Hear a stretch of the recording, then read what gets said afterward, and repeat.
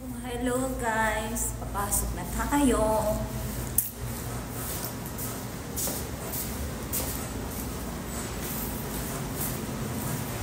Ang init. Grabe.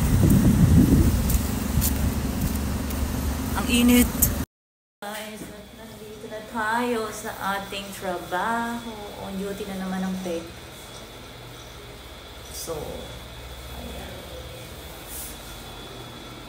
Ang init, grabe. So guys, pagdating ko sa clinic, derma ako. But so kakatapos ko lang guys. So ito yung mga ginamit ko sa New Era.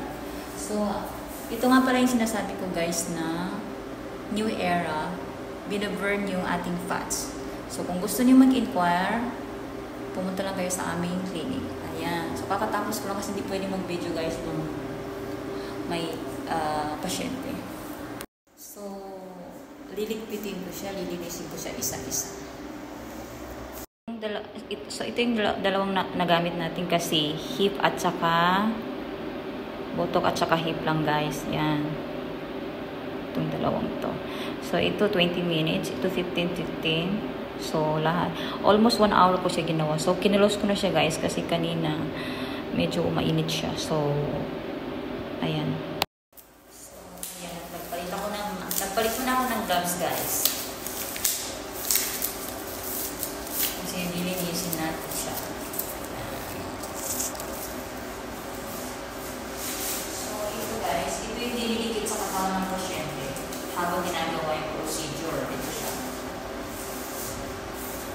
Ayan. So, para isang tao guys. Ayan. So, ginawa ko siya sa paa. So, dito ko siya nilagay. Kailangan lang natin siya pili ng maayos guys.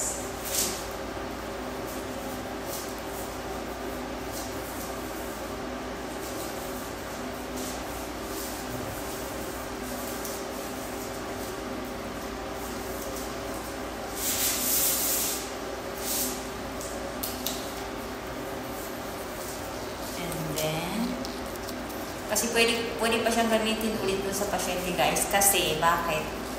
Kasi kakabukas ko lang. So, ibabalik natin siya sa may stick.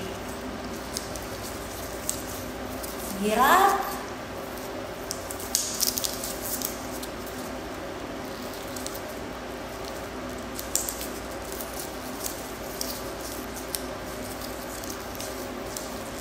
So, ganyan siya guys. Dapat dikit siya na maganda. Then, babalik natin siya. So, para isang pasyente guys, sa kanya na ito, pagbalik niya, lalagay ko siya dito siya. Ayan. So, actually guys, dalawa to. Ayan.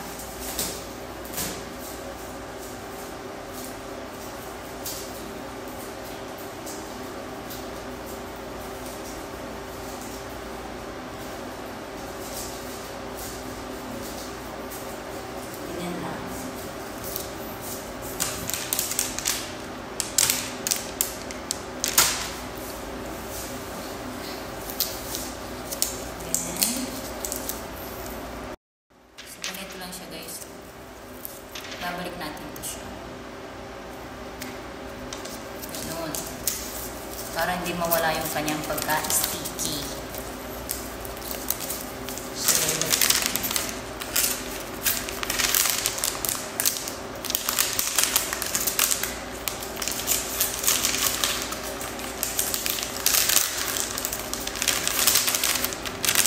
Then, isi-shield mo siya ulit.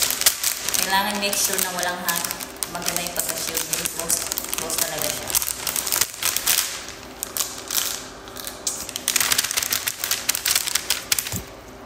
So, ito.